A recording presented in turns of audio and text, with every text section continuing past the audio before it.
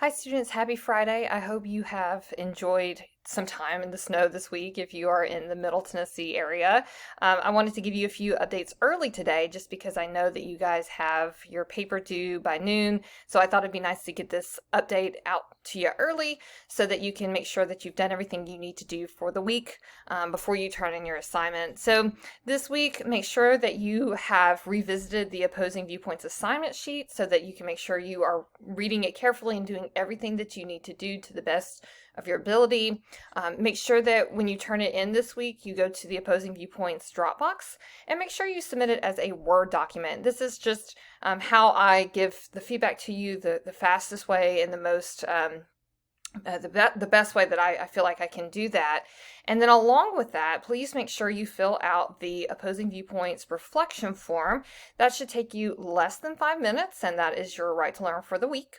And that way I can understand how to help you and how to get you the best feedback possible for what you want and what your headspace is allowing you to do. So just kind of keep those things in mind. Now, I did have several people have computer crashes and things like that last night. So what I would say, two things is number one, make sure that you are saving your work in multiple ways. If you don't have a cloud that you're using, one thing I like to do personally is email myself my drafts as I make progress on them, just to make sure I have a backup somewhere else that I can access and use. So that might help some of you. If you have any questions about assignments, make sure you are joining the Zooms if possible. I know I've only had one so far this semester because of family issues I've had, but those who joined my last Zoom, I think we covered a lot of really important things about the assignment. I was able to clarify a lot about the assignment. So if you're not able to join the Zooms, but you have a question, make sure that you are emailing me, asking me something on the Ask Me Anything board, or email me for a personal Zoom with you. I have no problem doing that, especially if it's just a quick question. We can hop on Zoom, talk it out, and then move on from there. So don't forget about all of those great resources.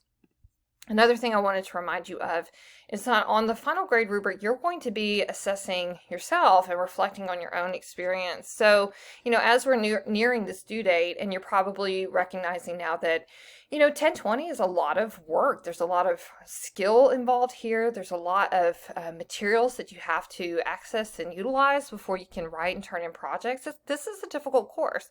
So just remember, under notes and reflection, there's always a space for you to talk about issues that you had. So, if you turn your project one late, I'm not going to not accept your project, but you may want to reflect here on, hey, maybe you just let me know my computer crashed and I turned it in a day late and I would have never done that otherwise.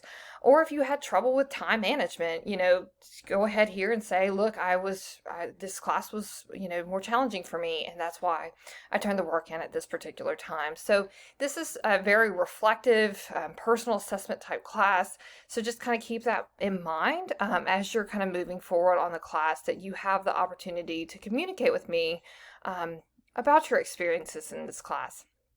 Now, I do want to go into next week very quickly after just one more reiteration here. Make sure you turn in your assignment as a Word document and make sure you do that reflection.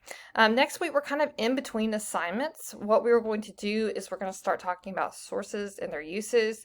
And then there's several opportunities to learn this week. I really want to make sure that you dig in. So just kind of a breakdown of your time next week, because you really need to work on your time management for this particular class. There's just more time that you have to spend on kind of learning the material.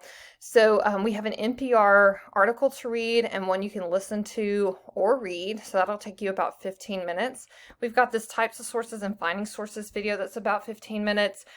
This comments on your next assignment. So if you want to go into the next week, week 6, and see what that assignment is, you can, because you're going to use this, the information from this video over the next several weeks. But I wanted to go ahead and give that to you early.